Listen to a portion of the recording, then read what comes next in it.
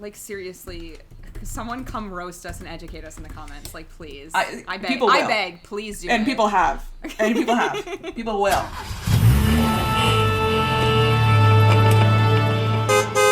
Hi, everyone. Welcome back to After Broadway, the podcast where we deep dive into anything and everything musical theater. I'm Tara. I'm Stefania. And in today's episode, we've reached 2026, so you know what that means. It's time for our way too early, and in this case, way, way too early, Tony nominations. I actually do think for the first time, this really is way too early. I was going to say, like, I was thinking back to our previous way too earlys. This is our 7th way too early? 6th?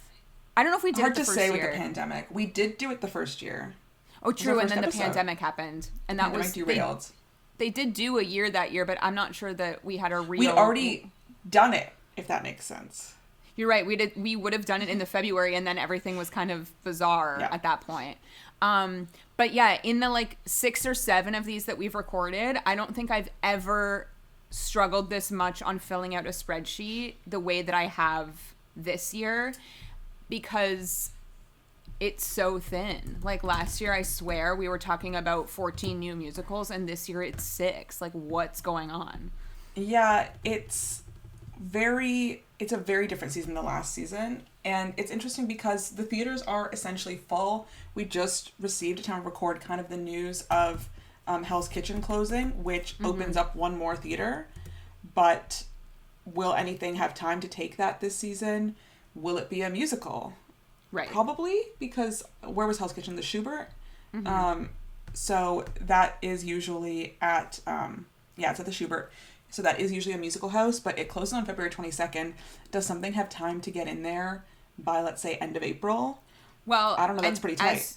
As you bring this up now, I'm going to date stamp this episode like we normally do, because as we said, this kind of feels way, way too early this year. So we're recording this on Sunday, January 18th. And at time of episode record, we do not have a Tony cutoff. We do not have a Tony Award nominations date. And we do not have a date for the Tony Awards. Where in previous years, we've had all 3 of those things before we've recorded, I would say. In my mind, I would assume that the Tony Awards are probably Sunday, June 7th. If not the 7th, probably the 14th. But someone on Reddit said that it's going to be the 7th because a bunch of shows have, like, put themselves dark that day. And I know that, like, typically, like, some shows do perform on Tony Day, but if they can not, sometimes they choose not to. So for that, maybe that's why it's that day. We would have to assume that the cutoff is somewhere between, like, April 26th to 30th. Yeah. And then I would assume the Tony nominations are like May 2nd, 3rd, 4th, 5th, like around that. Just week. Based on like previous years. But at time of episode record, we do not have that information yet.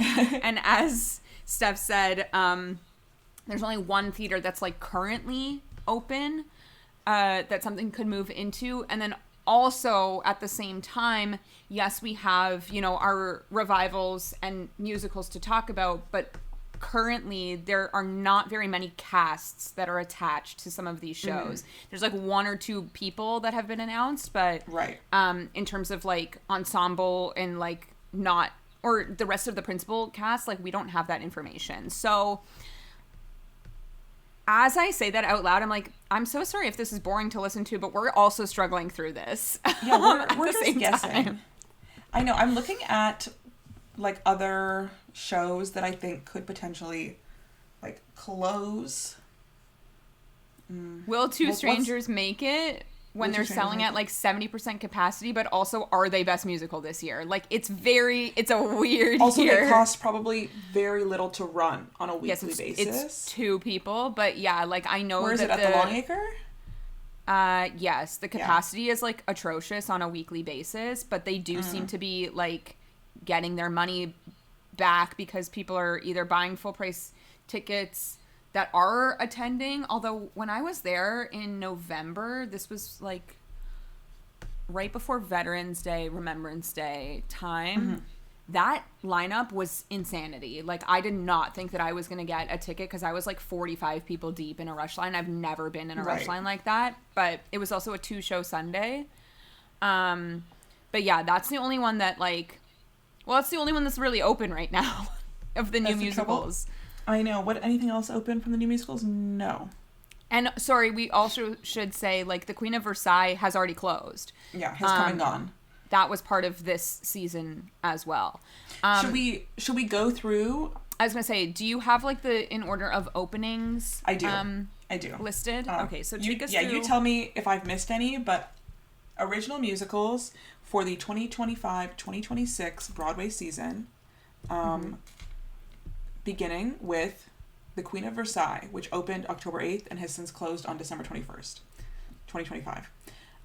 Next, we had Two Strangers Carry a Cake Across New York, opened November 20th, still running. That's all we got that's already happened. Right now. Yeah. Okay, so now, upcoming in the spring, we have Titanic, which is supposed to open April 12th. It's currently a limited run till July 12th, so keep that in mind. Next, we have Schmigadoon, that's supposed to open April 20th to September 6th. Okay. Then we have Beaches, which also is supposed to open April 22nd. Then we have The Lost Boys opening April 26th. I think that one's... Sorry, I also think the Beaches is a limited run as well. You know what? I think you're right, and I have it to September 6th as well. So September 6th, tragic weekend, Labor Day. And then The Lost Boys is currently the last to open for this current season, as of right now, opening April 26th. And that's it. Within those 6 musicals, right? 1, 2, 3, 4, 5, 6. 1 is closed, and 3 are limited. Yeah. Yeah, 1 was accidentally limited. 3 are intentionally limited. Yeah. That's like... It's just bad. funny to me because, again, like, I started to watch a bit of our last year's to be like, was it this difficult last year? And the answer is, like, no, we had a full season. We had crazy last every year. name possible. When you were going through, like, the list of openings, there was, like, 6 shows that opened in November alone. So it was pretty wild. Okay, and then the revivals. We can do the revivals. Okay, so I'm going to start with this past summer. We had Mamma Mia, which opened on August 14th and is running till February 1st. So it'll be closed by the time you hear this. But the next one... This does count, allegedly. This counts. Based on Even though it's a tour stop and it's the exact same production. Apparently it's not. Apparently the set is different, which constitutes it counting as well. Huh.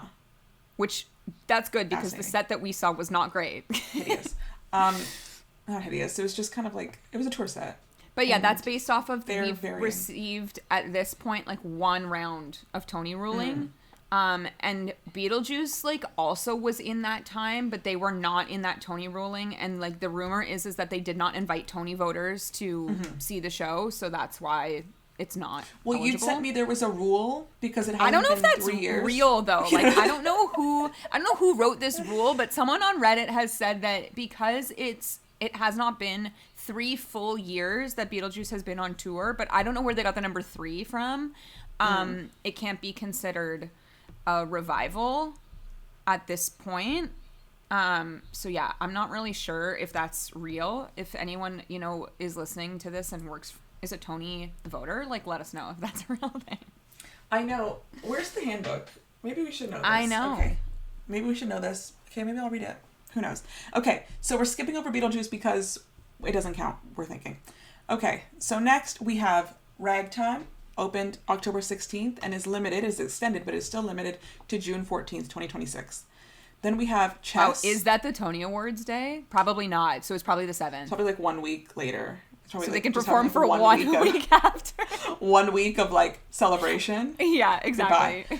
Okay, next we have Chess, which opened November 16th. And is it limited to May 3rd or... I think it's just on sale right now until May 3rd. It's just on sale May 3rd. Okay, I don't know where I got that.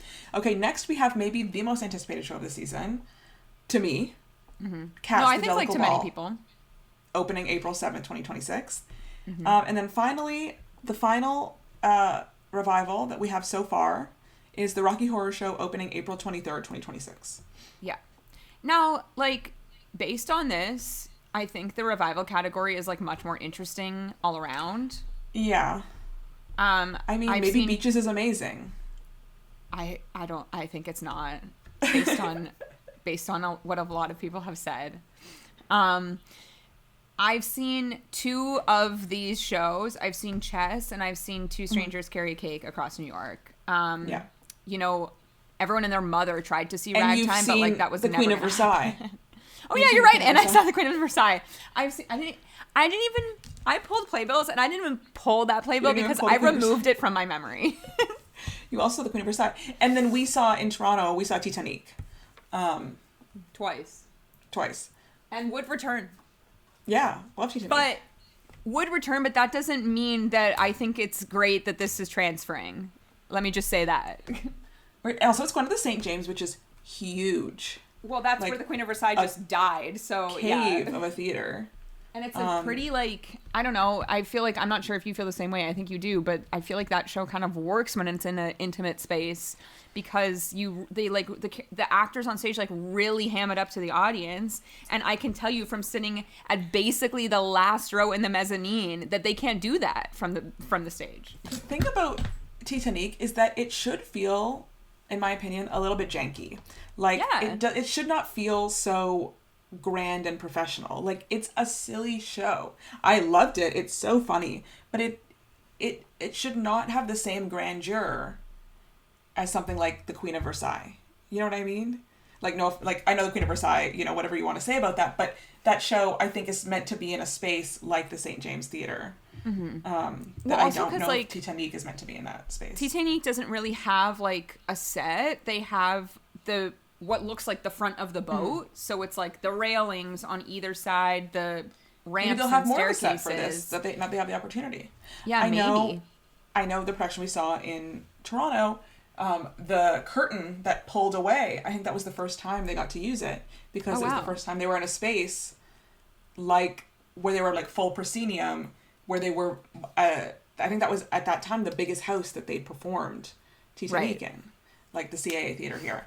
Which, like, the St. James is quadruple that. Would be dwarfed by Do you want to also explain to everybody why Titanic does not go into the, like, revival category? Yes, absolutely. So we've talked many times about the classics rule. And is there anything that the classics rule applies to this time? I don't think so. I don't think so. No, everything has been on Broadway, in the revival category has been on Broadway previously. But Titanic, you know, has been around for a few years. I don't remember when it first opened off Broadway. I mean, we can look this up, but I don't remember when it first opened off Broadway. But you could, because this is still a production with the original creative team involved and still kind of part of the original development process, I don't think it's available for licensing. It is still considered a new musical here. Yeah. It premiered actually in LA in 2017 and then it was off Broadway starting in 2022, which I was like, wow, I thought it was much longer than that, but it's not. I think, yeah, maybe that was like a COVID delay as well. Yeah. But yeah. So and then I'm I excited think they're being on this big stage, but I don't know. Yeah. I'm questioning. Maybe they'll anything goes it and give us like a bigger ship, you know? I hope so. I do think there is something to doing, you know, a 3-month run, closing, and then when you start licensing, you can now say Broadway's Titanic. Of course.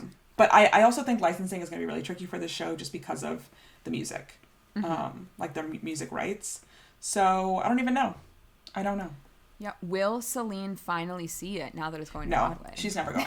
She's never going to see it. What about the kids? Oh my God, what's his name? What's her son's name? Is there only one? I thought there was Renee. two.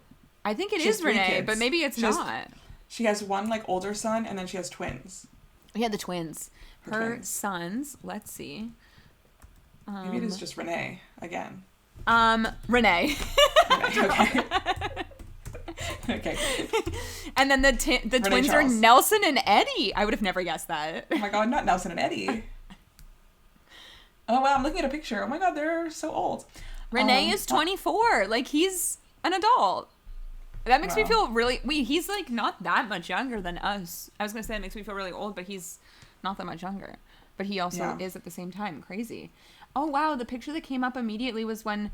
at the Grammys with Taylor Swift. Wow. That was like all of them with, like... Yeah. Wow, he looks much older. That man has, like, a full beard at 24. The French are just different. The Quebecois French, not even the like France French. Looks like my cousin. Show you my cousin later. Great. Okay, let's moving on. Delete. Started on this.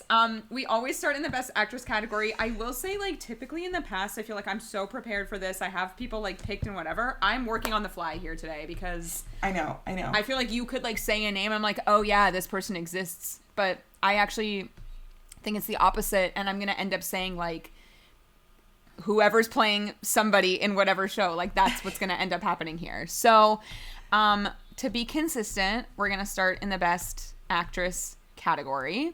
Okay. Are you going to open us up with the most obvious person? Yes, I will. Okay. So, the most obvious person this year is Casey Levy for Ragtime. 100% agree. I also have her. And this is kind of like an interesting one because, you know, when Ragtime was playing, where was it playing? Was it like an Encores? Was it at the Kennedy Center? Was it at Encores? No, it must be Encores because it's Lear de Bessonet. But we can figure this out. Right. It was either an Encores or like a New York City Center or something like that. And it basically featured like this cast. And then once it moved to the Lincoln Center, I know that they've like upped the set. They have upped the costumes just to like make it feel more than almost like a staged, almost concert version of it. Anyway, all this to say, Casey Levy was actually attached to be in The Lost Boys, which is also happening this season based on a movie I've never seen, but we'll get into that later. And it was announced not that long ago, maybe like November, October, December, I'm not sure. Sometime in the last like 3 or 4 months that she was not moving on with the Lost Boys and that she was staying in Ragtime. And then literally the next day was the Ragtime extension notice. So to us, that meant that, you know, she feels one, like comfortable that she's going to get a nomination and probably the win in this role. But yeah, she's been in the conversation, I would say, since that original production. Wherever that was. I think the reasoning Casey Levy gave, which I fully understand, is she has young children and it made more sense basically to not go through another rehearsal process and to stay with the show that she already like knows. It's just like less of a time commitment, honestly. Yeah. And also it does seem like more of a sure bet awards wise this year, which I don't think you can ignore. And is fair of her. Yeah, 100%. Like, so The Lost Boys is a, like, brand new production she'd be starting, like, from the ground up. So, whereas with this, like, she had performed in Ragtime previously before it transferred, and She's then it already does been through transfer. rehearsals. Like, she already is well settled into that role. Yeah. So, it definitely makes sense. So, yeah, that's the for sure, and maybe the only for sure right now, I would say. Yeah. Okay. Next, I am going to go with Christiane Pitts from Two Strangers Carry a Crake Across New York. I agree with you. I saw this in November. I thought it was really good. I thought it was very sweet. I will say the man that was at TKTS was like really pumping this show up, being like, mark my words, this is going to be Best Musical at the Tony Awards. I mean, it could be. And like, what's going to win Schmigadoon? Like, I know, this is the thing. Like, in any other season, like, let's say this had come through last season, we would have opened and closed already. Like, so sorry, because, like, I actually think this show was, like, really great, and I do highly, like, recommend this to many people. It's very sweet. It's a, like, rom-com musical. But it would have got lost in a season like last year, in a season before last year. But because of this year, I would say that, like, if this year wasn't this year and this show wasn't potentially going to win Best Musical, I don't know that she would be nominated. But because of the year that we're in, I also think that this is a given. We're a bit limited on who's even here. Yes. And which shows have lead actresses. Also, sorry, are we picking 4 or 5? I think we're still going to go 5. Okay, great. Let's commit to 5. Because I have question, like 1, 2, 3, 4, 5, 6, 7 other people. So I have like 9 total in my list. I have way more than that. Do you? I didn't pick these people, but like in terms of all, like I have potential characters from every show. Revival and musical. Don't see... Sorry, and Best New. Just like I don't think Cats has a lead actress. That's the only one that I don't have anybody. We don't have information on Rocky Horror, really. No, but like what if, who even is it Janet? Is that the lead? I would I assume don't it would know. be Janet, because I think like Columbia and Magenta would be considered in like feature. To me, and we'll get to Rocky Horror, but like Rocky Horror might shine in the featured categories depending on who's in this show. But so, yeah, like are Brad and Janet? Well, I guess can we look at previous years? Are Brad and I tried Janet to look leads? this up. Like it wasn't like quite an awards darling back in the day. Yeah, like we've come around. Let's say on Rocky Horror. Yeah. But yeah, But I don't also- know who I would put there generally. No, I know. I have question mark. And then I do think like this again. These are not. We've only have 2 locks right now, but like the Donna from Mamma Mia like is on this list. Yeah, I of include her. lists. But yeah, so for this we'll pick 5. But I will say like when we get to 6, picking 7, like best musical, best revival, Okay, we can't pick 5 because there's only 6 shows. Well, So like that's that. we'll start to like get smaller and smaller in our numbers as we move down the list. Okay, I guess I should pick a third person here. I'm gonna pick Marla Mandel for Titanic.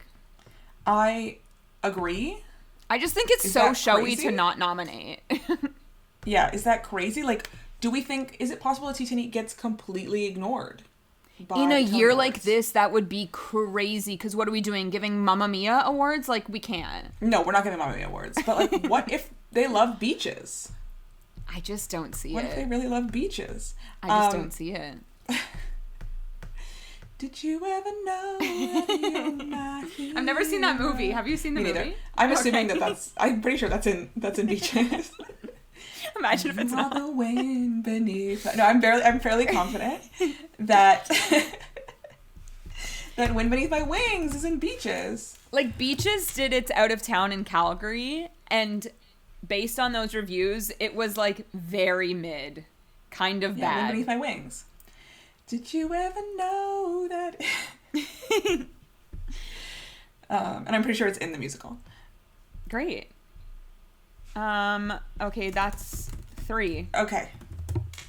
Next, Wait, are you also saying Marla Mandel? Yeah, I agree. Okay. Next, The woman is I'm playing gonna- Celine Dion. Like, how can she not? Wait, maybe Celine will come to the Tonys, though. Okay, they perform together. They do If You Ask Me To together.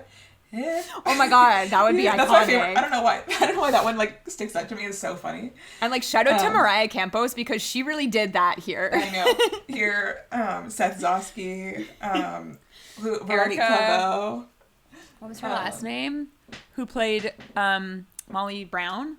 What's Erica's Erica last Peck? name? Peck. Erica Peck. Yeah. Yeah. Okay. Next, I'm gonna select Shoshana Bean from The Lost Boys. Do we think this is featured? I don't I've never seen The Lost Boys. know anything about this vampire movie. And then I also saw on Reddit, someone was like, if the budget is what they say it is, this show could be amazing. But then someone commented being like, the Tony Awards hates vampire musicals. I'm like, what are we comparing this to? I mean, like Lestat. I guess, but like, that's so specific. Should we watch the movie? I think it's on Netflix. Should we have a movie club? Yeah, let's do it. Okay. What else? Should So- we watch Beaches, The Lost Boys? George Beaches. Okay. So it's about 2 teenage brothers who move with their divorced mother to the fictional town of Santa Carla, California, only to discover that the town is a haven for vampires. Okay. Okay, I think so it could be really fun. I feel confident. Yeah, I'm sure. It's directed by Michael Arden, who had a flop already this season, but I usually am a fan of what he's doing. I think, like, you know, maybe also Happy Ending is iconic. Yes. Once on This Island, iconic. I also... was it Parade? Parade was kind of iconic, too, of him. Parade. I also think they have a pretty fun, like, the visuals on their Instagram page are really fun. So I think if we lean into, like, the darkness of this, it could be really cool. It also features, we'll get to score, but, like, it features a score by, like, a band. It's not, like, someone that's been in the industry for, like, a long That's time fun. writing music. It's the band The Rescues, which is giving The Outsiders, honestly. It is. It is Actually, kind this whole vibe is kind of giving The Outsiders because I'm pretty sure it, like, features a lot of, like, young it's a men. boy-heavy, probably dance musical. Great. Sign me up. I'm always there for those. But yeah, no, I'm excited. So we'll see. I also think, like, Shoshana Bean is Shoshana Bean. She's typically here. What a voice. Okay, this leaves the 5th spot, which I have not picked anybody for. Okay, so let's talk through some options. Okay, so we let's- are leaving out Leah Michele, she's not getting nominated. I'm sorry. You don't think she's getting nominated? I think, as someone that saw Chess, there's only, in my eyes, 2 people, but realistically, there's only 1 person getting nominated from Chess. Mm-hmm. And we'll get to him later. Okay. But I think she's, like, slightly miscast in this. She's giving Rachel Berry, and, like, she shouldn't be. She is Rachel Berry. Like, Rachel Berry was inspired by her. And, like Steph's heard the boot, and nobody's side is, like, not giving the way that it should be. Nothing will ever give the way Julia Murney gave. And it's hard to live up to. Even, like, Judy Kuhn gave on that. Judy Kuhn did also give. So many people have given. So I just don't think it's here for Leah, and I think she'll be devastated about it, but I just don't think it's here. I think, after I just trashed Beaches, I think it's Jessica Vosk. You think it's Jessica Vosk? Okay, interesting. Yeah, I'm ready to, like, chop Christine Cherrill from Mamma Mia. Sorry to her. I literally was like, who's that? But yes. Kristen Chenoweth, I'm sorry, but we've already forgotten this happened. How are we feeling about Schmigadoon? I know, Sarah Chase. It's possible, but, like, I don't, and again, like, at this moment, we only have Sarah Chase and Alex Brightman attached to Brigadoon, but I am going to bring up something when we get to our featured categories that will be only interesting to you and I once we get there. Okay. But the other person that's here is Kelly Barrett for Beaches, so. Yeah. And, like, possibly Janet from Rocky Horror. Yeah, but we don't know. Who is it? I'm picking Janet. You're picking Janet? I mean, pick Janet. No, I'm not. Be bold. Be bold. Someone said, I can't remember the name now, but there's like a movie actress that potentially could be, like, attached to something fun here. Like, Rocky Horror could go so many ways here. Yeah. So it's very hard. I'm going to commit to Jessica Vosk because, like, love her. And how many former Alphabas could we get in this category is what I'm saying. Okay, so that would bring you to 3? Yeah. Casey Levy, Shoshana Bean, and Jessica Vosk. Okay. Let me go Schmigadoon, Sarah Chase. Let's try that. Okay. You know, why not? That's the Cecily Strong character. Yeah. I just, like, the fact that Schmigadoon is coming to Broadway is also just so I mean, they saw the opportunity of a very thin season and are taking it. Yeah. You know? I'm not someone who watched Schmigadoon on Apple TV Plus, so I don't. Should we do an episode? Maybe we should do an episode this year. You should watch it. Maybe. Yeah, just like we're kind of going off of nothing right now. So that's a good idea, actually. Like, let's make a note on that, like a primer for people who've never seen Schmigadoon, who want to. I'll rewatch it. We can do. Should we watch this together? Let's commit. Yeah, we can watch this together. I don't think I have Apple TV, but we can. We'll get you there. Yeah. No, but that's good. That's a precursor. That episode, look for it before the Tony Awards. Yeah. We'll be sometime ready. Between February and June is when you'll be able to listen to our Schmigadoon episode. Yeah. Okay, let's pick a winner. It's Casey Levy. Back to the beginning. Casey Levy. Like, I'm sorry. Our Canadian queen. Let's do it. Remember when we saw her? When I was on my deathbed. You were, like, really sick with what was probably COVID. Yeah, and we needed to go to the Richmond Hill Center for Performing Arts to see Casey Levy. Has she won before? No, right? No. What did she? The only thing that she would have been nominated for was Elsa, but I think that's really it. Does she have the Olivier though? For Next to Normal. I don't know, actually. We're, as usual, so prepared for our recordings today. I think she does. I think she did win. I obviously would love this for her, and also, like, it's Ragtime. Like, it wouldn't be so crazy to give this award to Ragtime, so I think it's pretty. She didn't win the Tony for Ghost. I don't think she was nominated. Imagine. No, she was nominated for the Olivier for Best Actress in a Musical, but she didn't win. Who won? Okay, I'm looking. Was it like Nicole Scherzinger? Yeah, Nicole Scherzinger. Okay, well, that's accepted. Oops. That's acceptable. Okay, good enough. But just know if Nicole wasn't there, she probably would have won. Yeah, I mean, it was like Natasha Hodgson for Operation Mincemeat, Marisha Wallace for Guys and Dolls, Casey Levy, Nicole Scherzinger. You know what? This would have been a really good year for that Guys and Dolls to transfer. I know. But what space? I think that one also died. I was going to say Circle in the Square would be the space, but... Not everything can go to Circle in the Square. Like, no. We can't have everything at Circle Square. Plus, what's the August Wilson doing right now? Putting itself back together is what the August Wilson is doing. No, we can see what the August Wilson is doing. It's probably a play, but also maybe they are putting themselves back together. Who actually knows? Dog Day Afternoon, opening March 30th. It's a play. And also, like, I never said this at the top of the episode, and if anyone is just, like, tuning in and listening to us for the first time ever, we're not talking about plays. Sorry. No, yeah. It's musicals only. That's clear. Okay, let's move on to actor. God. I mean, let's start where we just started. There's 2 potential people here, though. Yes. So I'll give the first one, because I'm not sure if the second one has received a nomination from you, or I, at this time, but the first one that has received my nomination, and I think yours, is Joshua Henry.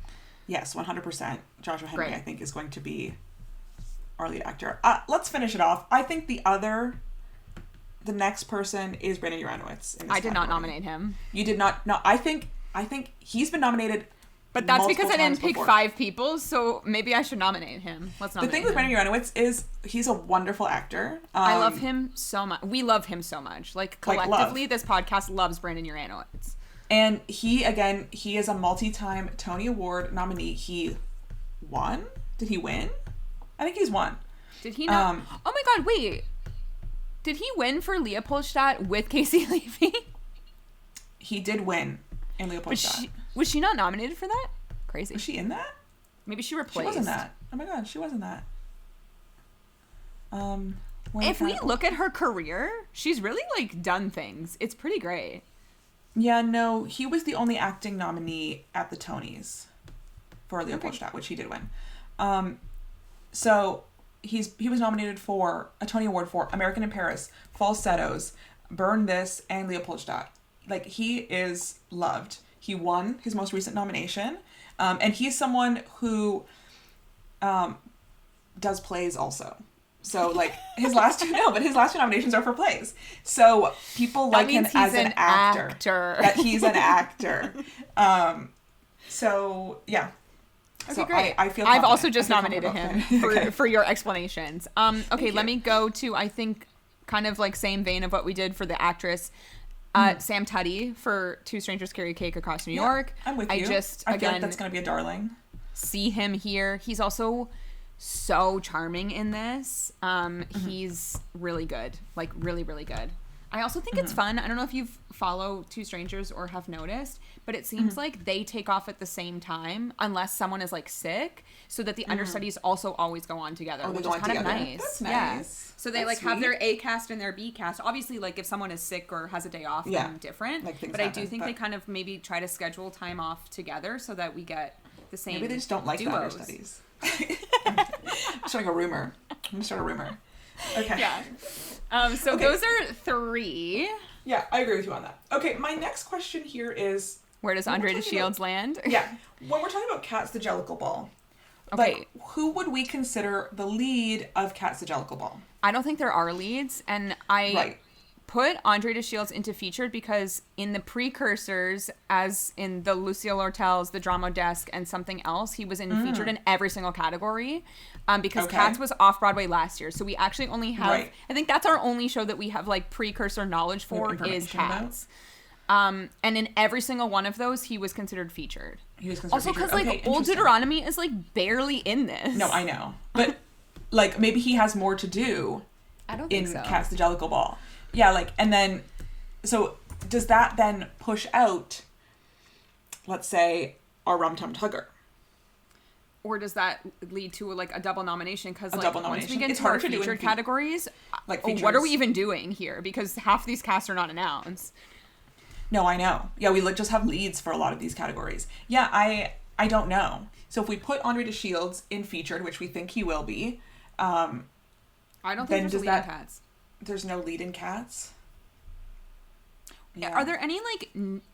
I'm not gonna say new because it's like based on the original like show, but are there any like characters that are like bumped out further? We don't even know. I don't know. Like in this version, I don't know. I tried to Oh, yeah. Reddit this yesterday to see if people could give me some sort of information, and everyone was really giving nothing. So if Great. anyone's seen Thank Cats the Jellicle Ball, hit us up in the comments. Who is the lead of Cats the Jellicle Ball? Yeah.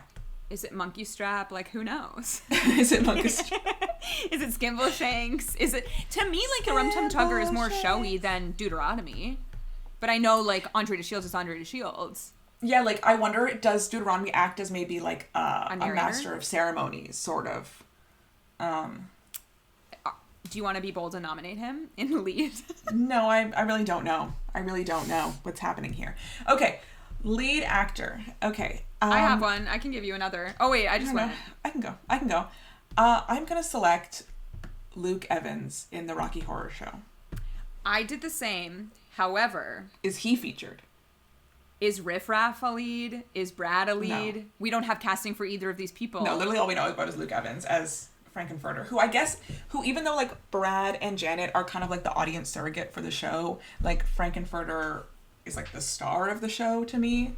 So, I do think Riff Raff could be split lead. Riff Raff's pretty big in this. But then I just think Riff Raff is a supporting character. Even if he has a lot to do. Someone on Reddit was well, now that Reeve Carney is doing The Great Gatsby, I guess he can't be in this show.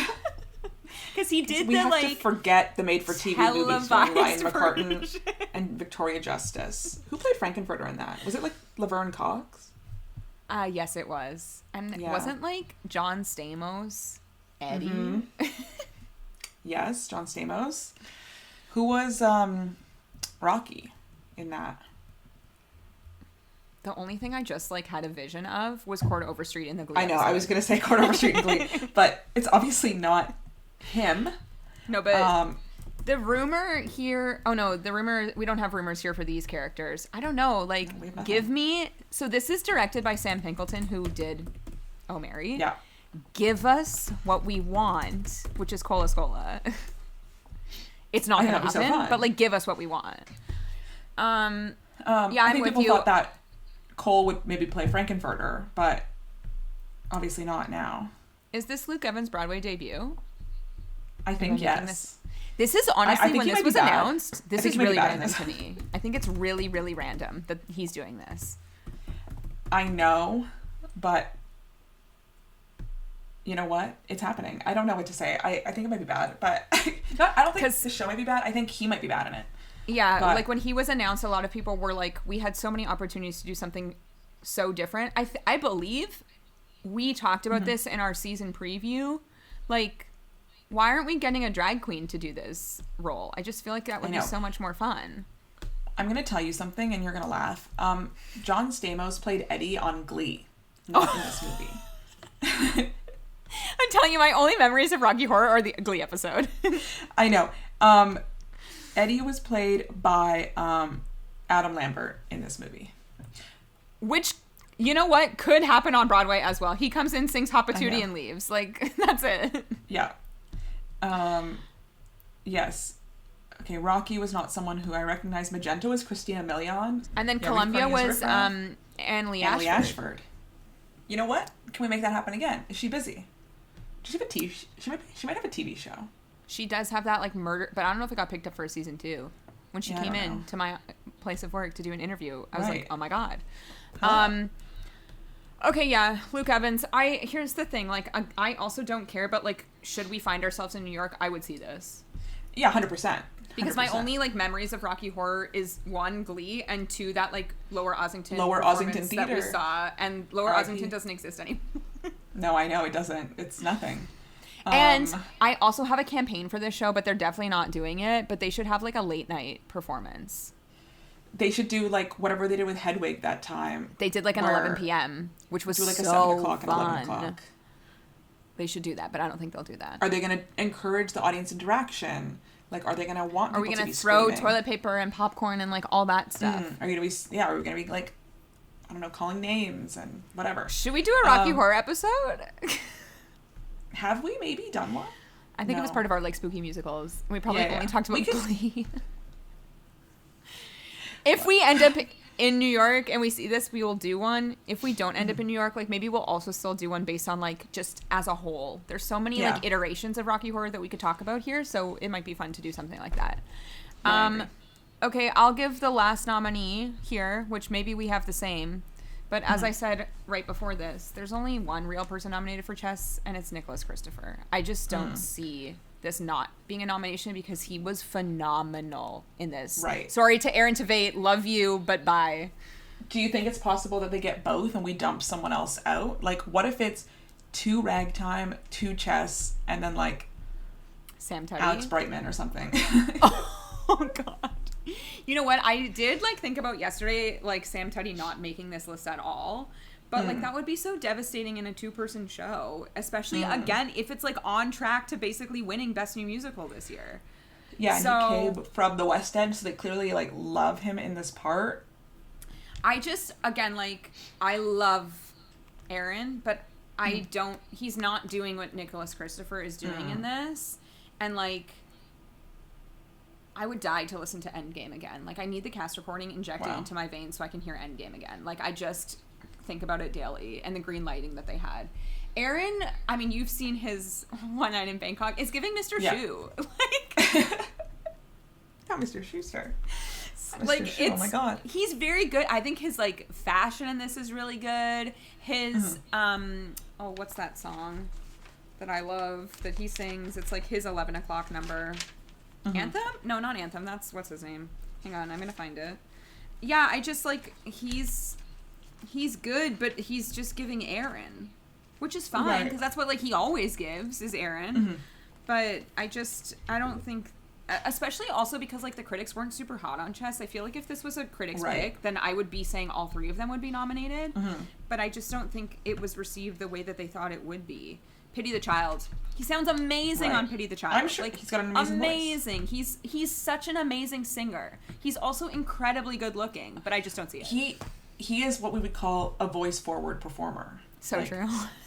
Well, we haven't used that in so long. I know we haven't, but he just made me think of it. He is voice forward. Yeah. In a way that someone like Brandon Uranowitz is not voice forward. No, beautiful voice, but Joshua Henry is someone who maybe has a balance. I mean, and while we get back to him, I think this is his to lose, no? Okay, wait. Can I do my 5th person? Oh, you're not agreeing with me. Opt out of Chess. Let's opt out of Chess for me. If they don't like Chess, they don't like Chess. But they love him. Alex Brightman and Schmigadoon. I'm going to go all in on Schmigadoon here. A previous nominee. He's playing, what's his name? Jordan. It's Jordan. No, it's not Jordan. No, it's Keegan-Michael Key. Keegan-Michael Key. Yeah. This is the Keegan-Michael Key character, which, like, it's Key. They're not the same person at all. Well, did they do the concert? Because I know there was a Schmigadoon concert. It was more than a concert. It was, like, a staged thing. Yeah, they both like did a stage. They both did it. Like Sarah Chase and Alex Brightman, or yes, yeah, yes. So they're taking. You know. I think it was the Kennedy Center. I'm pretty sure it was the Kennedy Center. Right. They're taking it was it was like a run. Yeah, they're taking those two and bringing them directly to Broadway. We don't know about the featured cast yet because that hasn't been announced. Yeah, but I will open up the casting because you're gonna laugh at certain people here. Please. From previous nominations that you've done. Okay. Okay, so you're opting out of Chess and you're picking Alex Brightman. Yeah. Okay, but Alex Brightman doesn't change our win of Joshua. No, it doesn't. But I needed to finish. Okay. Yes, I agree. Joshua Henry's gonna win.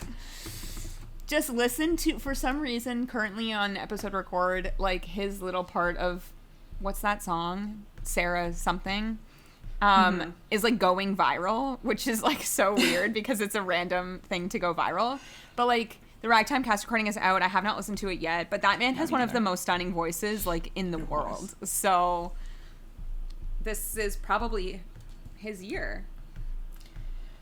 We can hope, I think. I think there's a lot of goodwill towards Ragtime generally and Joshua Henry generally. What happened the last time Ragtime was on Broadway? Or not the last time. The first time Ragtime was on Broadway. I don't know. Because we can maybe... Like, what happened? Who won? I know Audra McDonald won, and we'll get there. But the thing is that like Ragtime, it did not win Best Musical, famously. But also like Ragtime has so many featured parts as well. Yes. Like, a lot of people could be nominated here. We could have, like, many ragtime nominations in the acting categories. So looking at the Tony Awards in 1998, there were 4 acting nominees, and I think that's what's going to happen again this time. Mm-hmm. So it was Peter Friedman as Tate. We have Brian Stokes Mitchell as what's Coalhouse Walker. Sorry. We've got I'm like literally doing these names off the top of my head. We're doing Maren Maisie. Wow, good. Yeah. As Mother. Casey Levy giving Mother. Isn't she just Mother? Am I losing my mind? I have these right here. Yeah, the Mother. Did I get these right? Tate, Coalhouse Walker Jr. Okay, amazing. And Audra McDonald as Sarah. And those were the 4 acting nominations. And I know we're going to get there, but I think it's going to be the exact same this time. But there's like 2 heavy hitters in the feature category for men. So from what I've heard is that Colin Donnell's like not that good. I'm only thinking about Ben Levi Ross because I love Ben Levi Ross. I just don't know if he has like I know that much to do. Like everyone's in the second row, but I'm in the second row. So like unaware of ragtime. Like that's on me. I know that. I'm so like blind to ragtime, which is horrible. But I tried to see it when I was there in November, and I was not successful. I think if we go, we might have to buy tickets in advance. Someone did comment on, I don't know what episode it was. Maybe it was our season preview, but they're like, now that it's extended, maybe you guys can go. I was like, wow, thank you for looking out for us. That's really so helpful. Maybe. In the 2009 Broadway revival of Ragtime, which I barely recall happening, it received 6 Tony nominations. The only nominations it received were Christiane Knoll for playing Mother, and Bobby Stagert for playing...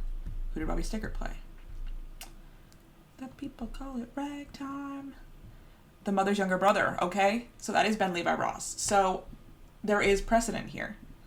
So not Colin Donnell, but Father has never been nominated for a Tony.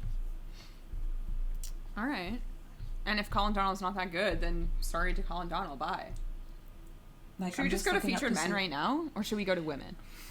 I'm just looking at, like, if there was, like, Drama Desk's nominations. No.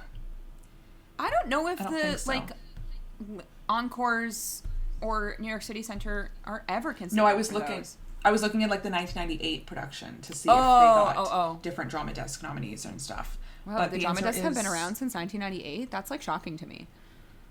Yeah, I don't know when they started, but Stephen Sutcliffe was nominated in 1998, and who did he play?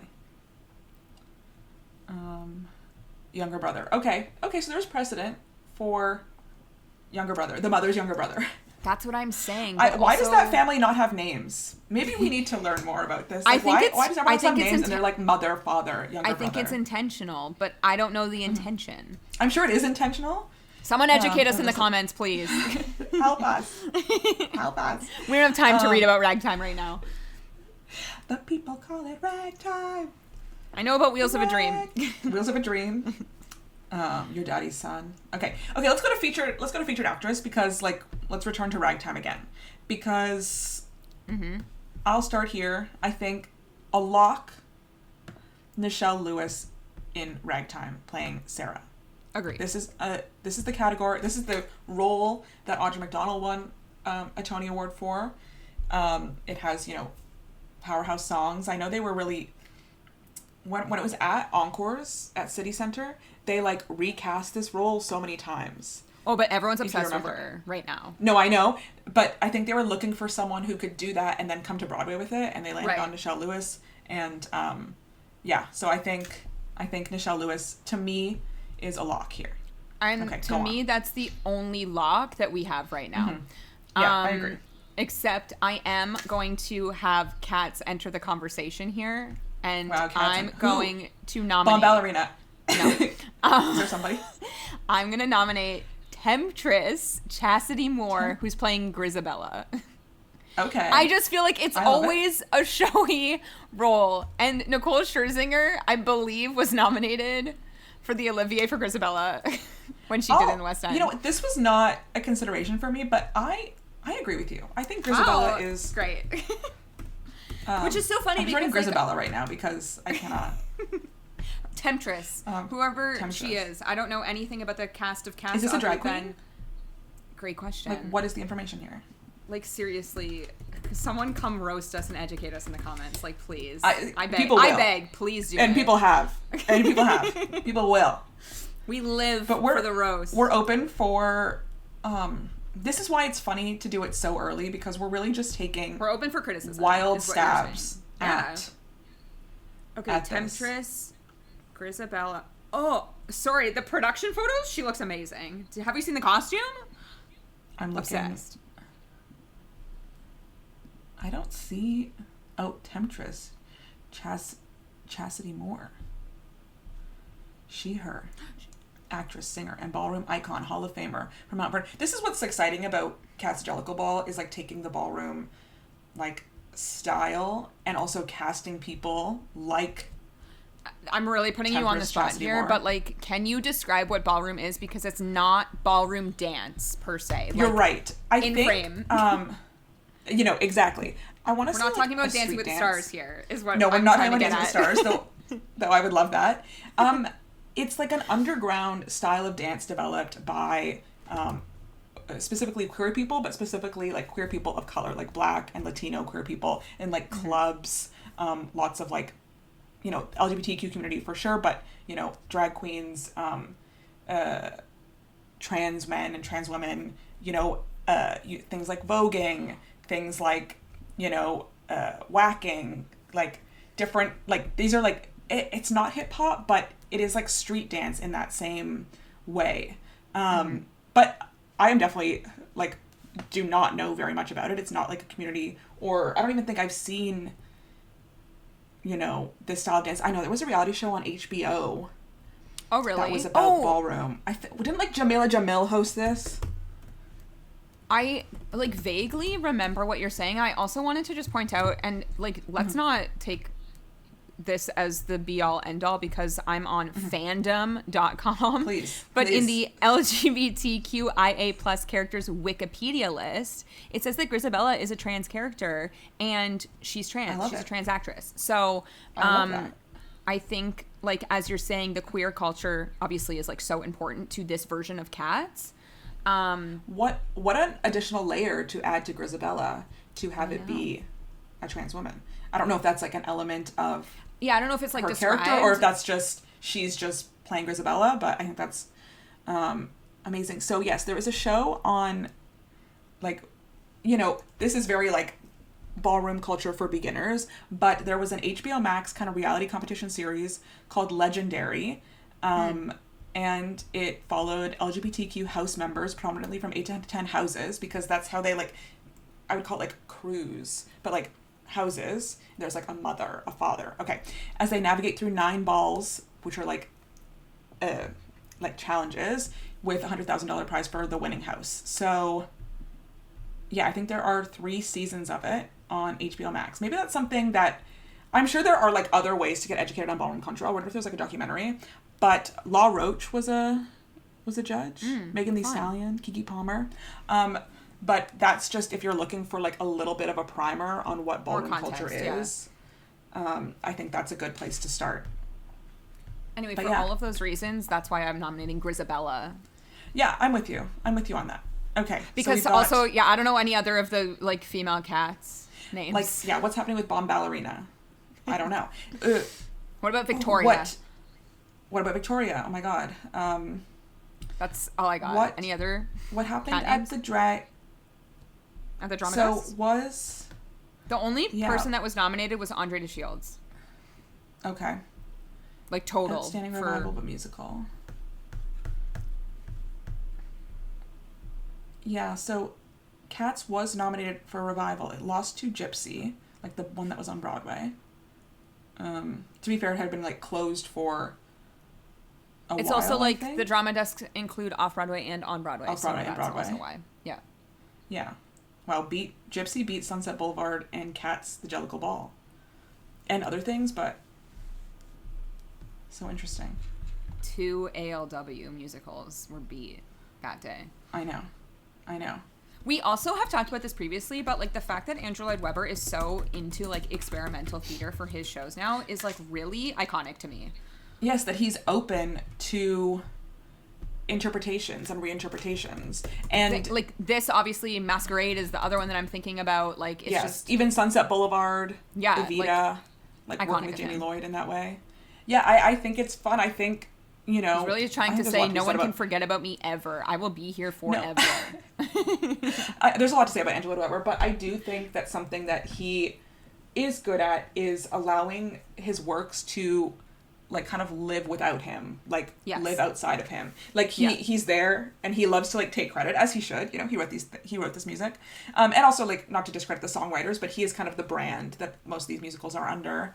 But that he's not so precious about the original staging, the original interpretation, and allowing people to like do creative things that you would never even think of. I think it shows the longevity of these shows, that they don't need to be only done in a certain specific way, cast a certain way, like orchestrated a certain way. So I'm excited. You know what's crazy? Because I went back and looked. Cats won Best Book of a Musical like the year that it was nominated for the Tonys, which is insane because what is that book? What book? That's what I would like to know. What book? It's just plays. It's just poems. Sorry. Put together. Yeah, this is like for like way back on Cats here. It's like a collection of T.S. Eliot poems. Yeah. Okay, let's moving keep on. Going. This is where I think it gets a little bit difficult. We've named 2 people. This is where I think it gets a little bit difficult. Now, I know that we have... Okay, I'm going to go... I'm not sure how Broadway is going to react to this, or Tony voters specifically, but I am going to select Deborah Cox in Titanic, who I believe is playing... Who's playing Rose? I don't know if the Rose is there yet. But I believe Deborah Cox is playing Unsingable Molly Brown. She is. So fun. She'll sing... What's the song that you mentioned earlier? She'll sing that. If You Ask Me To. Does she? Yeah. I think like Celine and Rose sing If You Ask Me To. Oh, yeah, you're right. Sorry. She doesn't. But she sings... She's going to sing All By Myself. All By Myself, yes. Don't wanna be... I'm with you on this. I'm also here because... I've seen Deborah Cox perform. I know. In Jekyll and Hyde. Here in Toronto. She's also... This was, oh my God, 2013. A Canadian icon. Please, let's put respect on her name. How beautiful you are. That's the only song I can think of right now from Deborah Cox. Let's see, what other song? Well, after we saw Great Comet, I went on like who was in that? What's her name? Mm-hmm. This is so bad, but yes. I know, but I was listening to like her Canadian music, like Sunglasses, and like... What's her name? I know, this is bad. Divine Brown. Oh my God, yes, Divine Brown. Sunglasses, and then there was another one. I really like went on like Spotify as I was leaving, and I was like, select Lay It on the Line. I don't know that. Do you remember this? What about Old School Love? I don't know that either. I'm so sorry to Divine Brown. I'm not really that familiar. These were hits to me. But I do hear her singing Charming in my head right now. Charming, I know. CanCon was not working on Tara in the early to mid 2000s. Not now, not ever. Actually, probably working on me now, but that's just where I work. I have to be in the CanCon sphere now. Lay it on the line. Yeah. I hate to say it, you were wrong. We have not talked about publicly on this episode, and we actually don't have time to do this now, but if we're talking about CanCon, Heated Rivalry. Heated Rivalry. We can't talk about that right now. We won't get into that now, but maybe we'll come up with it. We have a show tonight, so we have to keep this moving. Yeah. Okay, I'm going to go. I actually don't know that this is going to happen, but I did say it on my year in review list, so I have to say it for context now, but I'm going to nominate Hannah Cruz from Chess. I don't disagree with you. I think that's like a good spot for Chess, to be honest. I'll go with you on Chess. Oh, okay, great. I didn't think that you would. I'll agree with you on Chess. She's playing Anatoly's wife, Svetlana, and when she comes out and sings, every single person's eyes are only on her. She is phenomenal in this. So if they choose to like cut Chess out completely, I could see like her getting a Soul nomination. Although I don't think it's going to get cut out completely. But I do think that she might be here. Else to go, really. And then we're back to where we are with no cast announcements here. So, like, Lost Boys has a lot of people, but I just don't know enough about it to really, like, go bold on that. Two Strangers, we've got nobody. Schmigadoon, nobody. Beaches. No, but in that Kennedy Center production, we did have Mackenzie Kurtz, who played, like, Dove Cameron's character, who has left Heathers. So, question mark. We also have, you know, iconically Anne Harada, who's always here. We also have who's in like Schmigadoon the TV show as well. And then like Isabel McCullough was also in the supporting cast. Oh, so was Emily Skinner. Okay, we've got people here. Okay, Schmigadoon. But that's not the people I'm limited run like 3 or 4 months. People might be open to doing that in the summer, but who knows? So we've got people there, but then also like who's playing Columbia, who's playing Magenta, because like those are such showy roles. There's a rumor that MJ Rodriguez will be one of the two of those people. That's fun. Which I could see a nomination for that if it happens. Yeah. I'm going to pick my last nominee as unknown actor in Rocky Horror. I think I would also go Rocky Horror here because who's the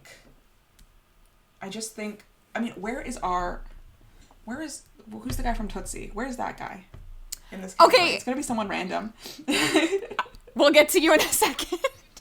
It's going to be somebody random. I think I'm going to go Columbia. Okay. I'm going to pick a And character. to be bold, I'm going to say Magenta. Magenta. We've cut out Mamma Mia completely here. I just don't think I don't even know if Sophie would be considered in lead or featured, because to me featured would just be like the two friends. Yeah, Tanya and what's her name? We do this every time. We literally do this every single time. Rosie. I know. I literally forget Rosie every time. Okay. Winner? Okay. Our winner. I'm gonna go Cats. Lewis. You're gonna go Cats. I'm gonna go Cats. Okay. I'm going Nichelle Lewis. I really think. I think you're right, but I'm gonna go Cats because I think it's fun. Go Cats. Go Grisabella. I think that is fun. Okay. Let's put this up. Men. Okay, let's not start where, you know, it's probably going to happen. I think let's start at Brigadoon because of what you just brought up. Guess who was in the Kennedy Center production of Brigadoon? Two of your previous nominees from previous way too early Tony nominations. Kevin Del Aguila and Brad Oscar. You know what? I can see it. Both of them. But then we also have like Javier Moonves was in this as well. And Ryan Vasquez, who like I actually don't care about him. Oh, I think he's doing the Moulin Rouge tour. Is he? I think he's doing the Moulin Rouge tour, so he's busy. Okay, sorry. Bye. Oh wow, Max Clayton was here too. But like Kevin, I can't even say his name.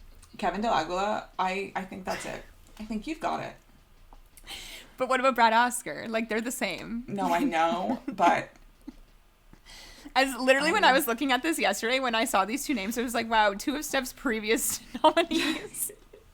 I can't even remember anymore.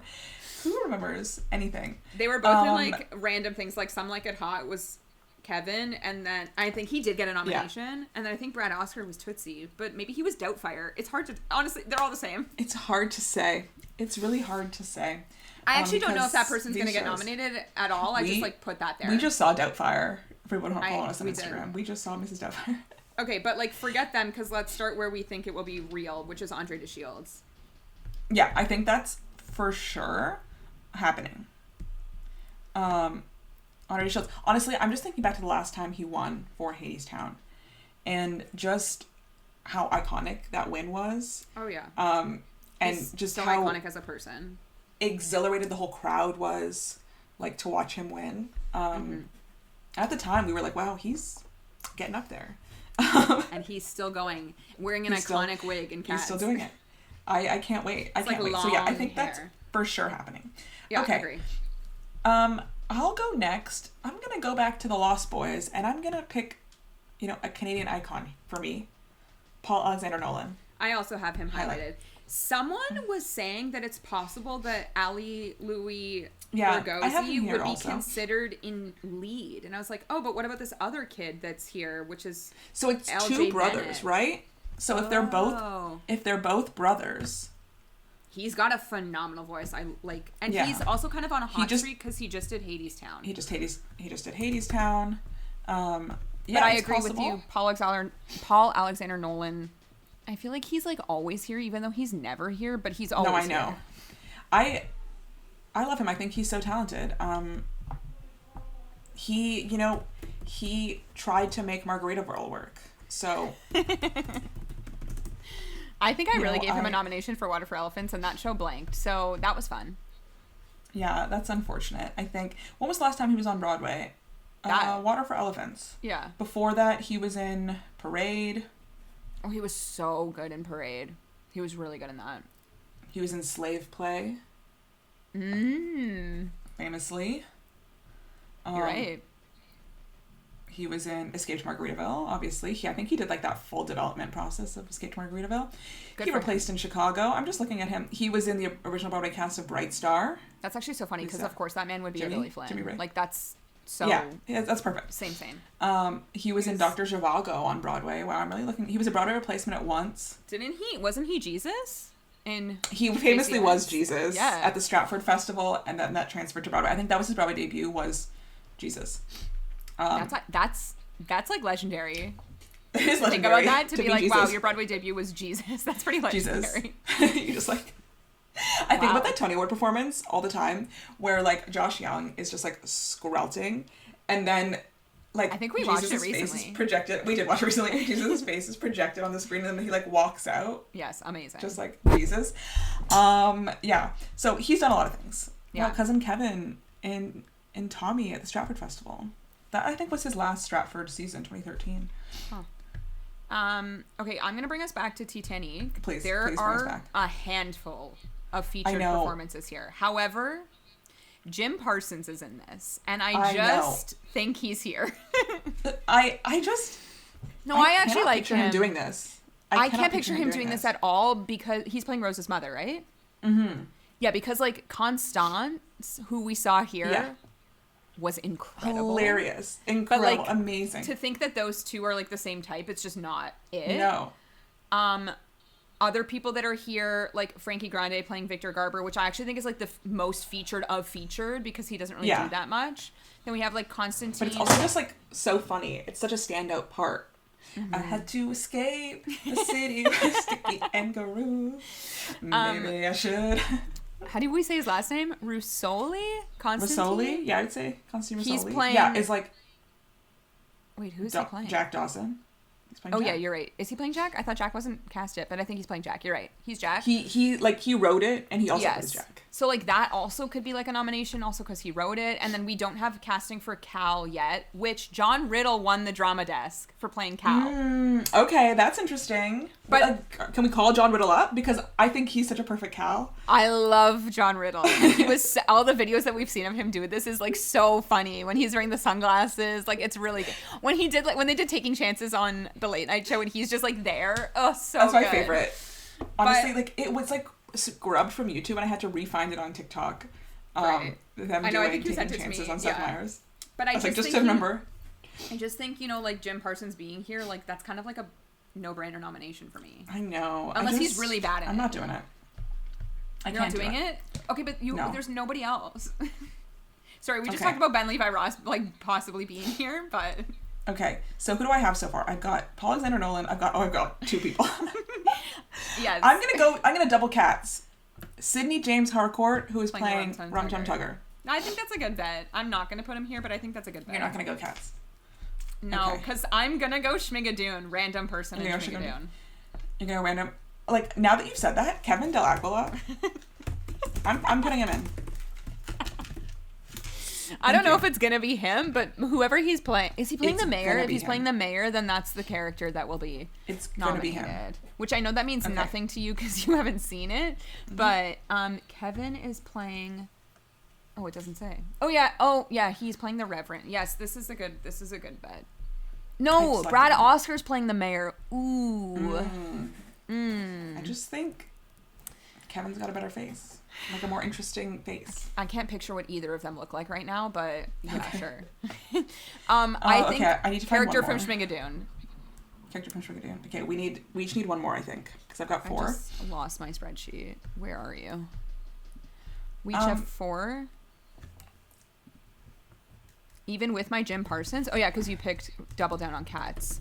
Yeah. I'm gonna other people here again would be possibly Riff Raff in Rocky Horror. Yeah, that's where I think I'm gonna sit. If you have someone with an iconic voice play Riff Raff, I just always think back to Robert Marcus's Riff Raff, just like even just the which small we short never clips saw. We saw. What a voice doing that. And if you can just have someone it's time warp. It's like so great. Like it's such a big moment in the show. That's really fun. So yeah, I'm gonna go Riff Raff here. Other people here, like they're not gonna get nominated, but like Sean Allen Krill and Bryce Pinkham are here from Chess. Yeah, I have Bryce Pinkham more. Bryce is like a lot of people are really indifferent to his new like writing, so I'm not sure about that. I'm going to go Ben Levi Ross. Okay, little brother.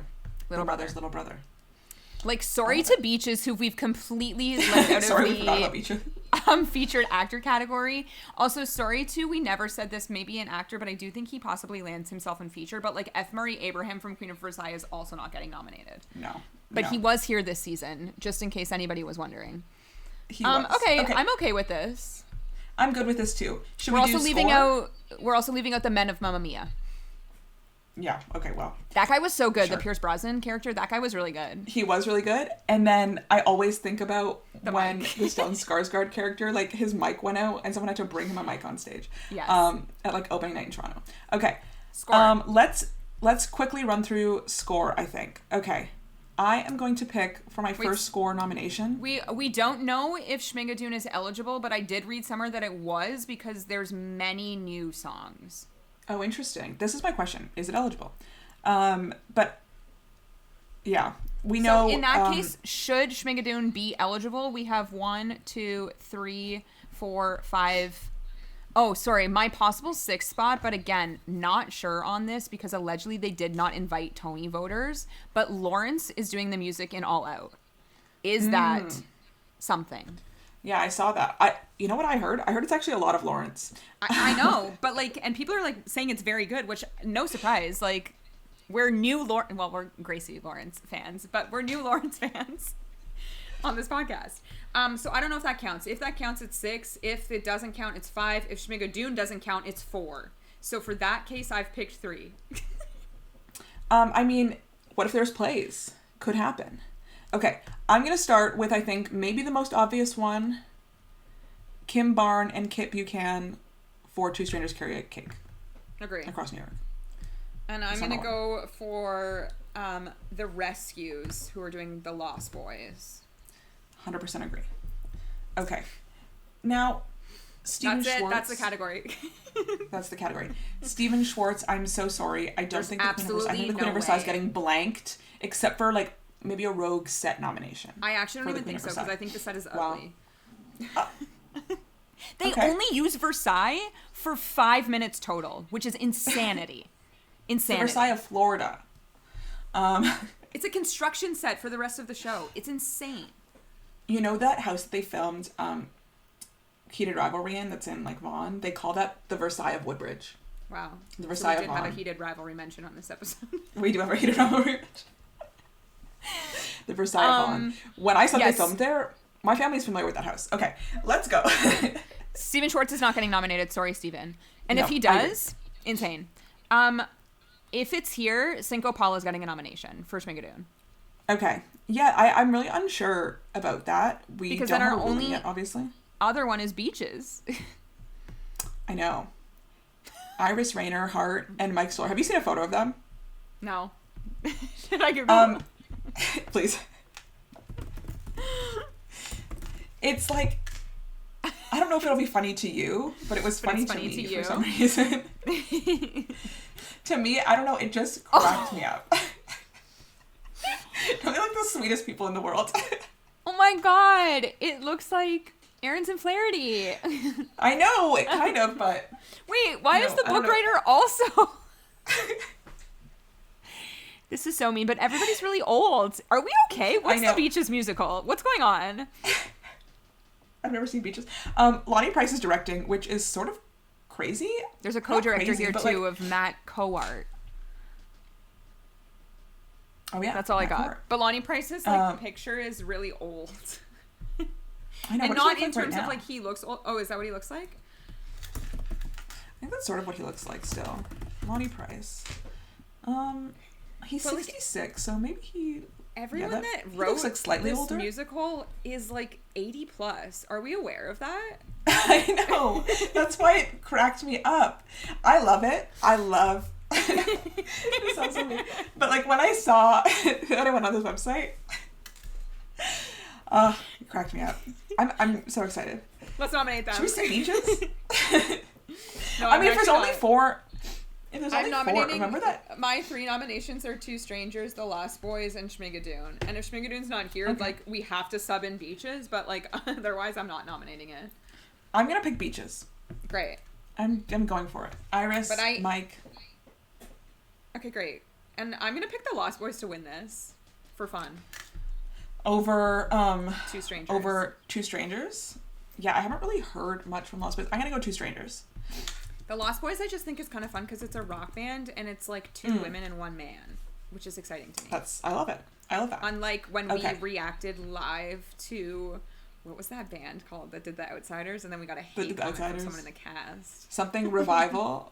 From someone in the cast. You don't remember who it was? It was Brett Comer. I can't remember his name. And then he deleted it. It was Brett Comer. Okay, I responded. You don't remember someone in the cast. No, okay. Steph responded so nicely, and then he, I think, felt bad. And then we obviously have given The Outsiders so much love on this podcast. So, please, Brett. Okay. I have picked Two Strangers Carry Across New York. You have picked The Rescues The Lost Boys. Yes. Okay, let's go. Director. Okay. So, for this, I'll just, go down the list. We have Michael Arden for The Queen of Versailles. Goodbye. We have Tim Jackson for Two Strangers. We have Ty Blue for Titanic. We have Michael Arden for The Lost Boys. We have Lonnie Price for Beaches. We have Christopher Gattelli for Schmigadoon. We have Lear de Bessonet for Ragtime. Michael Mayer for Chess. Zalion Livingston and Bill Roch for Cats. We have Sam Pinkleton for Rocky Horror. And I'm just going to throw her a bone here, but Felita Lloyd for Mamma Mia. Okay, I don't think this is going to No, she's not getting nominated, but, she's on the list. Okay. This actually I think maybe is the hardest category. Yeah. Because there's a lot I want to do here. Okay. I'm going to start with Lear de Bessonet for Ragtime. Agree. And I'm going to go Zalon Livingston and Bill Roch for Cats. I agree. Okay. I'm going to go Sam Pinkleton for the Rocky Horror Show. I agree as well. He won this past year for Oh Mary. I think this is a no-brainer. So there is something written, but I don't know what it is currently about a back-to-back nominations, but this could happen for Michael Arden here as well. Well, you know what? For that, I'll go Michael Arden, but for The Lost Boys. For The Lost Boys. Yeah, I kind of agree there. And then one more? Yeah, I'm struggling. This is hard because to me, this is now a 2-person race here with Ty Blue for Titanic and Christopher Gattelli for Schmigadoon. But are we ignoring Tim Jackson for Two Strangers Carry Cake Across New York? If it's going to be the season darling, then you're right. If we think that's going to win Best New Musical and they don't nominate the director... Who are we? Honestly. Who are we? We are nobody to say anything. Okay. I know. The thing is, I do think Michael Arden for The Lost Boys is happening because he just gets nominated every time. And also because The Queen of Versailles was a bust. That too. I love when I saw that, I think I said to you, how could he work on this? It was so devastating to me that his name was attached. Also, so sorry to Michael Mayer, but you're not getting a nomination for Chess. No. Sorry to Lonnie Price for Beaches. It's not happening. Who's Tim Jackson? I'm going to go Tim Jackson for Two Strangers. I think he's British. I'm going to go Christopher Gattelli for Schmigadoon just to be fun. Okay. I should actually highlight this so that I can remember it when we do our 20 nominations. Okay. I put, like, and little that leads stars us next to mine. to our final two Who's our winner? categories. Who do we Oh, pick sorry, as our winner. Sorry. Winner, Cats. I know, I was going to say Cats the Jellicle Ball. I just think because it's so different, but also, like, Yeah. never count out Sam Pinkleton right now. I know, don't count out Sam Pinkleton. And also don't count out Ragtime. Don't count out Lyra de Bassinet for Ragtime. Has she won before? Has she nominated before? I don't know. I feel like, yes. I feel like this name has been said on this podcast before. Yes, because she did Into the Woods. She did so many things. She did Once Upon a Mattress. Rough. Sorry to her. I know. I hated that, but I'm just going on Wikipedia to see if she's also the artistic director at the Lincoln Center, so she has, like, a job there. Yeah. She doesn't really have a Wikipedia page. Once Upon a Mattress, Into the Woods. I'm on her playbill. That's it. Ragtime. That's it. Wow. So she's, like, fairly new to the scene, I guess. Because Into the Woods was 2022. She directed and executive produced Annie Live for NBC. Oh, okay. Random. Okay. Fun. Yeah, I don't know. I'm going to go Cats because I think it's interesting and different. And I do think that Cats, like, maybe is going to dethrone Ragtime. It's possible. It's possible. I think for Revival, it is two-person race. Should we do Revival first? Let's do Revival first. Okay, so just to remind everybody of what is eligible, we have Ragtime, we have Chess, we have Cats the Jellicle Ball, we have The Rocky Horror Show, and we have Mamma Mia. So because we have 5, we can pick 3. That's the rule. I'm pretty sure, the minimum. So, this two-person race starts with Ragtime and Cats, so let's put those in the 2 of the 3. I really think... Yeah, I agree. It's Rocky Horror. Like, Chess is not getting this nomination. I agree that it is Rocky Horror. Wow, we've really, like, blanked Chess here.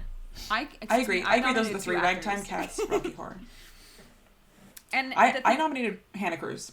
Oh, yeah, true. Chess could get, like, a random, like, choreo nomination. Cats is winning choreo. They're eligible for... Sorry. Cats is winning they're eligible for book, I think, because it's a new book. Not happening. Sorry to David, whatever his last name is. Sorry, it's Dan. David? Dan? Danny Strong? Danny Strong. Sorry to Danny Strong. I'm familiar. He wrote, like, The Hunger Games Mockingjay or whatever. He's an actor. It's kind of just, like the way that I would describe Chess is almost like it's a concert version. Like, the costumes are very minimal. The set is, like, kind of very minimal, except for the amazing chess pieces that are on the side. But, like, that's really it. Okay, so if we pick our winner here. All that to say, it is a 2-person race. It's between Ragtime and Cats. Versus Cats. I'm going Cats. Cats? Yeah, I think it's Cats. I just think there's so much, like, people were so excited about Sunset Boulevard. Yeah. We've talked about this. Like, people are really excited about the Andrew Lloyd Webber reinterpretations. And I think, like, what more fun can you have in a theater than Cats the Jellicle Ball? A show we haven't seen. But what more fun can you have in the theater? I'm curious to know what they're going to do. Maybe some people hate Cats, though. It's at the Broadhurst, but it was playing at PAC? I forget I don't know what that stands for. In Off-Broadway, but there was, like, a runway. So I'm curious to see what they would do at the Broadhurst, because that would need a bit of a renovation. They're going to...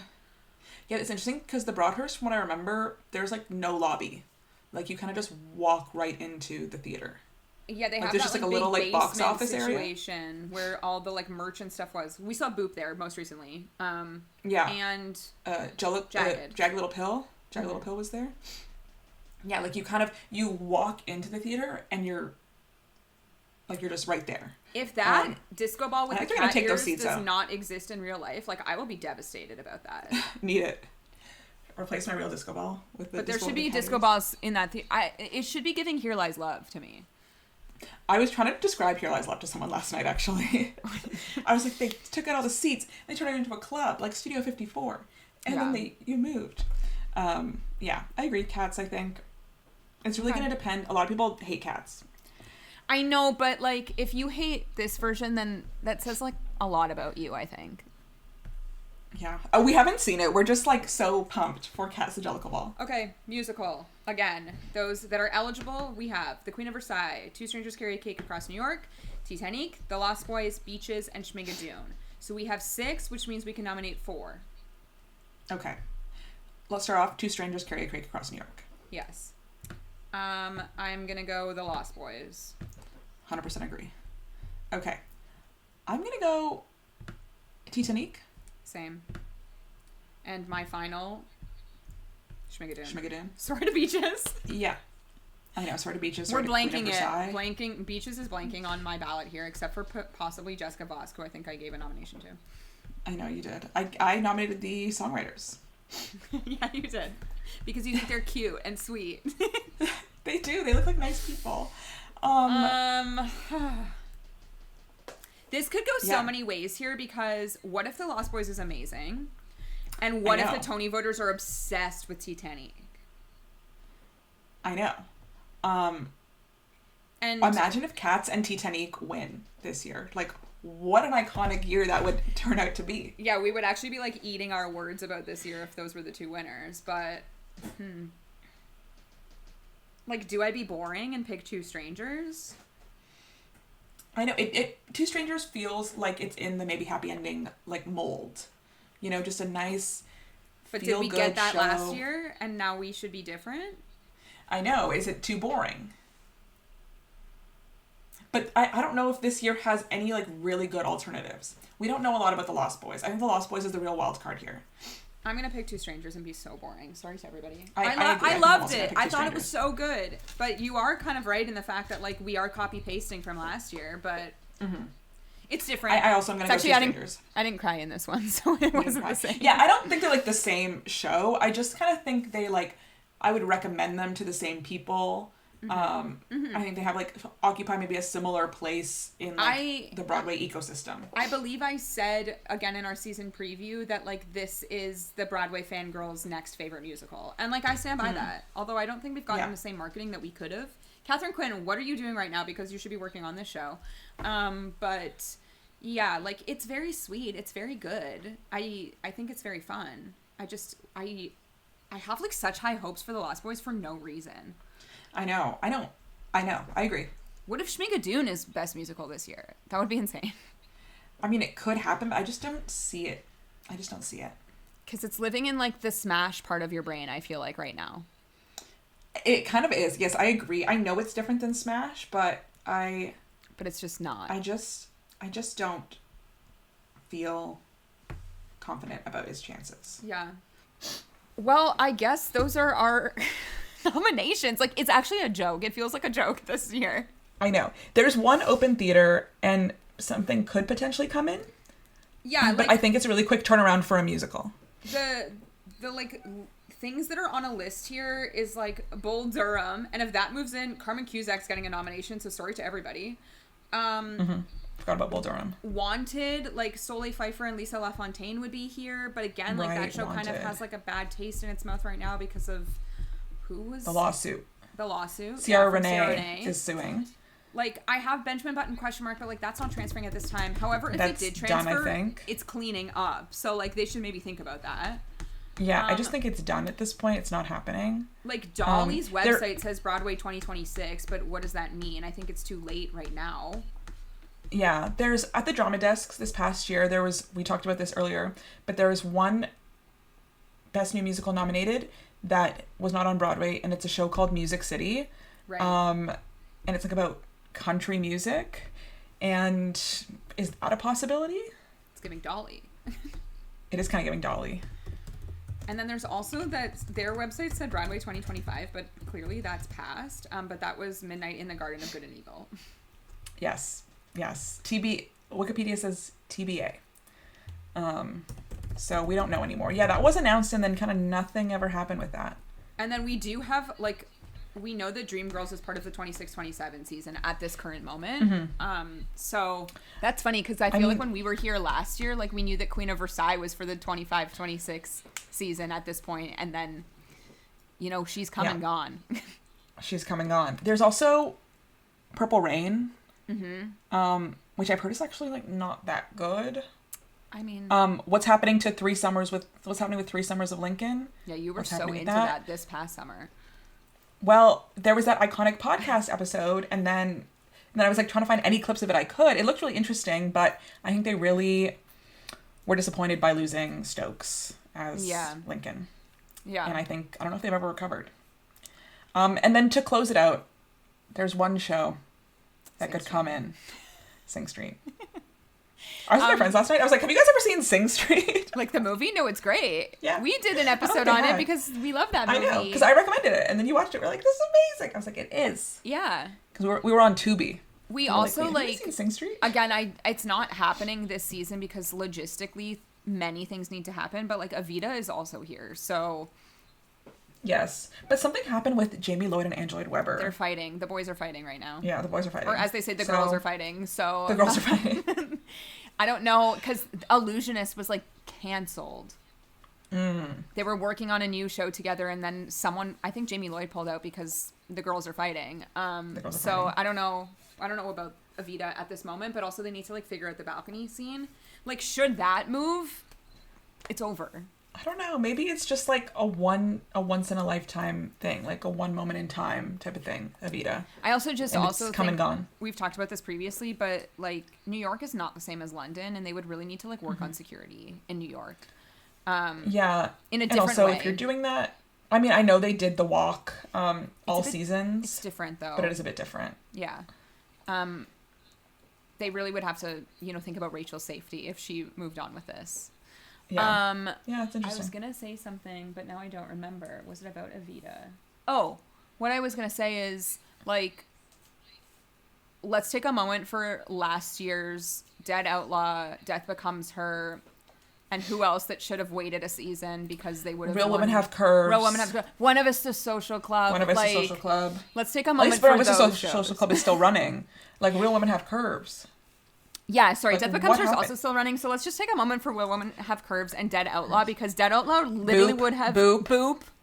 Dead Outlaw Boop. would have swept this season if they would Oh have my waited. god. We would have been like, winner. Yeah. And, like, rightfully so, because no one will ever see that show again. I feel lucky to, as they say, to quote Hamilton, be in the room where it happened. You know what happened. Oh, man. But yeah, a moment for Dead Outlaw, because I actually think this was their year. But yeah, as I said all the way throughout this episode, anybody that has seen any of these shows, please come and educate us in the comments, because like I actually Please. would love you to do that. And also, we will be back here at some point in May to discuss the Tony nominations, whenever that date is. You can listen to our backlog by subscribing to our podcast wherever you listen to podcasts. You can also watch us on YouTube. Don't forget to subscribe and leave us a comment. You can follow us on Instagram at Off2BOA Podcast with the number 2, and on TikTok at Off to Broadway. Yes, please leave us a comment, because this year we're truly lost. So we Yes. need someone who knows Yes, exactly. to help us. But it's all just for fun too. Yeah, We're just speculating. exactly. And we'll see you guys next time. Bye.